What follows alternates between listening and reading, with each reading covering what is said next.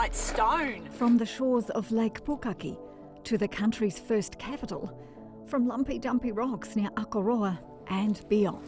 Here we are on the shores of the beautiful Lake Taupo. Our team took a turn to skim their chosen stones. Oh, bit of schist. That'll do. Flat rock. This should do the trick. Okay, 2. That's not my best work. I need another go. Turns out, Hilary, that was your best work. Oh!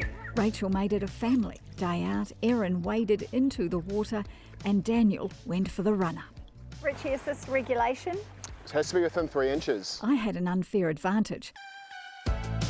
Skimming alongside Jeff and Richie, the organisers of what they're claiming will be the first National Stone Skimming Championships to be held in May next year. Okay, that's like 60 metres. I reckon 50 or 60. Lake Hawea Station will be hosting the event and is now calling for entries. Have you got what it takes to chance your arm? And Richie Lamming from Lake Hawea Station and organiser of the National Stone Skimming Champs to be held in May next year is here now. Richie, great to see you. Is this the first time anyone has actually organised a national championship in stone skimming? Hilary, what a pleasure to join you from the shores of Lake Hawea. I believe it is. I've done my research and it's a first for New Zealand. And here at Lake Hawea Station, in collaboration with Melanoma New Zealand, we want to coin the first New Zealand male and female champions, and we would like to send these champions to Scotland to compete in the World Stone Skimming Championships for the coveted title as World's Best Skimmer. That's incredible. Can you tell us a bit more about the World Champs? The World Champs are held on Easdale Island in Scotland each year in September on an old slate minery, and they say idle hands are the devil's work, but here we believe otherwise. So we would love to send our New Zealand champions to Scotland in September 2026 to compete. This year there was actually a cheating scandal which created a lot of talk, but a lot of hot topic around stone skimming. So we believe this is the right time to strike now. Now, what are the judges looking for? Is it the number of bounces on the water or is it distance? It's really important to differentiate, Hilary, between stone skipping and stone skimming here. The maximum skips, or the world record, is 88. Which is incredible, whereas the maximum distance, where only 2 skips are needed, is 121 metres. So we will be measuring the maximum distance on the day. Okay, what is the secret to a top skim? Well, there's a lot of different variables that go into stone skimming, Hilary.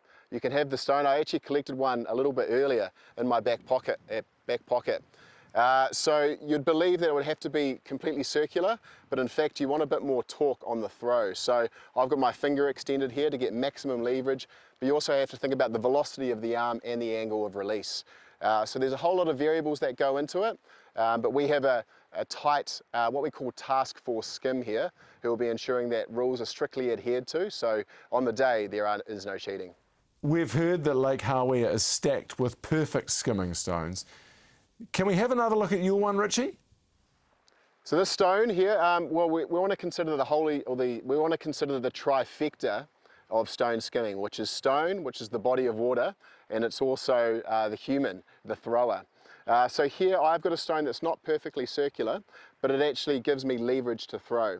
Now, body of water wise, I'm determined for us not to be known as a nation of fair weather skimmers. We will standardise the water conditions, but that's obviously a very important variable. And the angle of release from the human and the velocity of the arm, that's what's going to maximise the distance on this stone. But it all does begin with the stone.